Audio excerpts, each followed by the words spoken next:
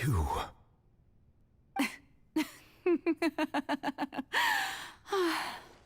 Sorry. That shocked expression on your face is just too amusing. I couldn't help myself. You are not Furina. Who are you? The sweet sound of bewilderment. Marvelous. A sure sign that my attempt to deceive everyone was a resounding success. But to answer your question, I am Focalor. You know, the god. Focalor? Why did you deceive us? Oh, that wasn't my goal, of course. Goodness, no. But I had to fool everyone else too, if I was to stand any chance of deceiving the heavenly principles. Deceiving the heavenly principles? It's all because of that pernicious prophecy. Dreadful, wasn't it? Everyone doomed to dissolve. Fontaine condemned to be flooded. One was not amused. In fact, one was positively bemused when that problem was thrust upon me by my dearest predecessor. That's the former Hydro Archon Egeria, for the uninitiated. It hardly gets more disastrous than a preordained national catastrophe, now does it? She knew full well that the prophecy would surely come to pass. And as one of the seven, she also knew full well that one defies the heavenly principles at one's peril. So yes, as you have no doubt surmised, it was a rather impossible situation that I found myself in. I spent a terribly long time mulling it over, alone on the ocean floor. And I was almost growing barnacles by the time I finally realized there was only one possible solution to this confounding conundrum. I had to outwit the heavenly principles, allow the prophecy to be fulfilled, ostensibly at least, while saving everyone at the same time. I'm a genius, I know. I can only assume that's why Egeria chose me as her successor. Although, looking back now, it was hardly the inheritance one dreams of. Between the task of saving the nation, the quotidian duties of the Hydro Archon, and not to mention the original sin of creating a new race of humans, I dare say she left me quite a colossal mess to clean up. But one can only play the hand one is dealt. I did not choose this, any more than I chose to be one of her Oceanid familiars. So you were also once one of the Oceanids, transformed into a human by Egeria's hand? Yes, I was. I always dreamed of becoming human. And I still do, even now. In my eyes, to be human is to be part of the greatest opera ever known. After becoming a god, I separated my divinity from my body and spirit, leaving behind only a self that was as naive and bewildered as my past self on her first day as a human being. The me you see before you now is that divinity. And the human counterpart I left behind, I named Furina. She could feel joy, sorrow, and everything in between. She could be as vain and conceited, or as meek and vulnerable as she wished. Her strengths were of a kind only a human could possess, as were her shortcomings. But in my eyes, Furina's humanity was what made her perfect. She was perfectly human in every way. The person I always wanted to be. Anyway, so then I cursed her. All part of the plan, of course. The plan to deceive the heavenly principles. Do you still remember the final scene of the prophecy? The Hydra Archon alone, weeping on her throne. In order that the prophecy might appear fulfilled, I invited Furina to be an actress, to play the part of the Hydro Archon in the prophecy. Under the curse I placed on her, So long as I, Focalor's divinity, continued to exist, she could not die. But nor was she free to live her life in the pursuit of happiness. Instead, she was forced to take the stage in the opera house, to embrace the role of leading lady, to forever play the part of the god from the prophecy, all to create a deceitful appearance of that prophecy coming to pass. I suppose now you probably understand why your court is called the Opera Epiclese. But Furina is only human, isn't she? Even though she has had a long life, her mind is no stronger than that of any other ordinary human being. I cannot begin to fathom what she has had to endure. It must have been torture for her. It has indeed. And although she is, in a sense, me in human form, I most definitely owe her an apology for it. It's been 500 years, and all along, she's been playing her part in the most unimaginably long, unbearably lonely, and agonizingly painful opera of all time.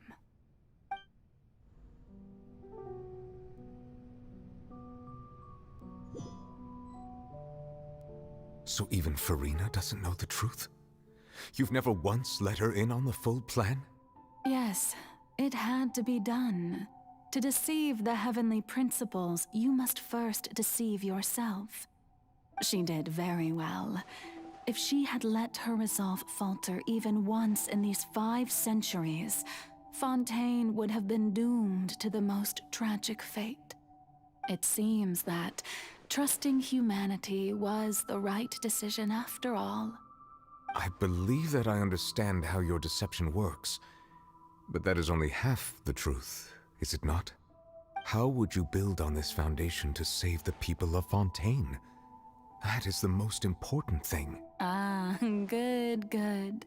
Of course, the Iudex of Fontaine has pinpointed the crux of the issue. I'm sure you've long sensed that the Oratrice is no simple machine, yes? I've always suspected that it had its own consciousness, and Linny did mention that he heard a human voice within the core chamber. It now seems that that person was you, hidden within the machine all along. Am I right? And then I became one with the Oratrice, taking Fontaine's gnosis with me.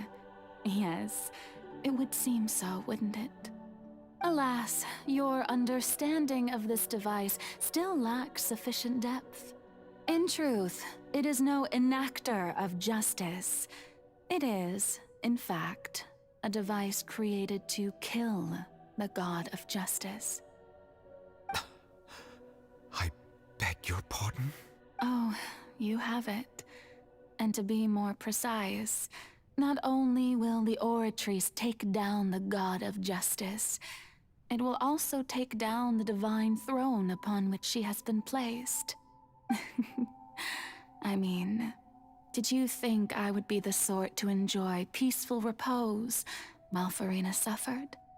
My work over these last 500 years has been to constantly accumulate indemnitium within the Oratrice. But really, some have already discovered that only a small fraction of the energy generated by the device was ever used to provide power to Fontaine. The vast majority had to be, accumulated to enact this death sentence. It was all a part of your plan then? Both the trial and the sentence? Indeed. This power, accrued over 5 centuries, could have sustained Fontainians for millennia had it only been used for that purpose. Almost all of it has now been stored within the Oratrice, but only power of this magnitude could hope to destroy the Hydro Archon's divine throne, shaking the rules established by Celestia and breaking through the institution that is the Seven. So the Oratrice's call for death was for neither Furina nor Focalor, but for the Hydro Archon. The destruction of that divine throne. If I do not misunderstand your intent, you must be... Returning what's rightfully yours to you, of course. In other words, this was all done to return the authority of the Hydro Archon to the Hydro Dragon of this planet.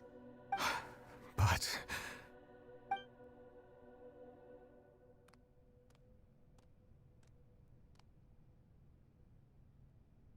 Oh, what?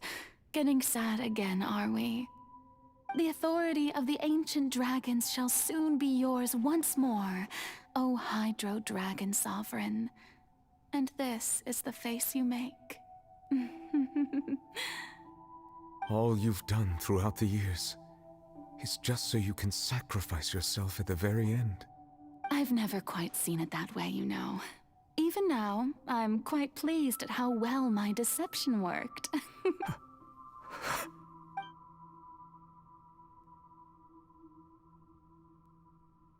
Hydro Dragon, don't cry. I must say, had it been within my rights, I would have loved to judge the heavenly principles themselves. Were they not guilty of essentially the same crime? Egeria stole the power of the primordial sea, and the heavenly principles stole the power you ancient dragons possessed. I, for my part, am the god of justice. And is it not just that your original powers should be returned to you? Speaking of justice, I have always believed that justice lies in the process of pursuing human existence itself. So, if the theft of the primordial sea's might was Fontaine's original sin, then, leaving matters of procedural right and wrong aside, the descent of the Fontainians as humans and their right to exist in this world, in other words, existence was Egeria's justice, and to me, justice is the continuation of that existence, defying the prophecy and ensuring that Fontaine's people shall live on. That should be the justice enthroned over all others. At this point, we, whether it be myself or all other Fontainians, have shouldered the burden of this sin for far too long. Iudex Neuvillette, the highest judge in our land, when you regain your full power as an elemental sovereign, what verdict shall you pass upon us? So when I was invited to the court of Fontaine to serve as Iudex, I see now that that was your idea too. At last, I now understand the true purpose behind this position. In the beginning, I was uninterested in human existence. But these 5 centuries of living alongside them have gradually brought about mutual understanding between us. And I have even attempted to feel as they feel. You are a devious one, Focalor. Things being as they are, surely you know that I could never declare them to be guilty.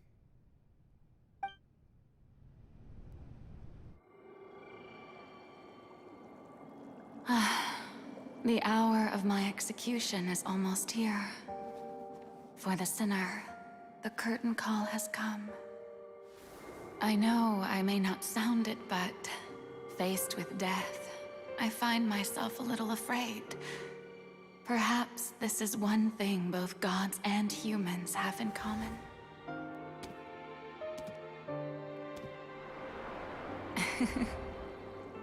Farewell, Neuvillette. I hope you've enjoyed the part you played these 500 years.